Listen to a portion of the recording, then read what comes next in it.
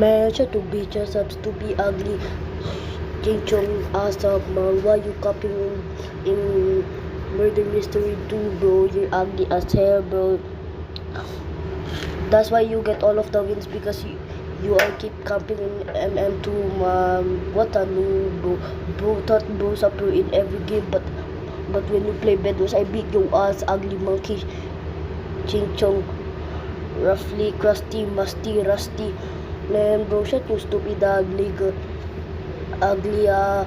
face, bro. Stop flexing your headless, bro. Nobody cares about that.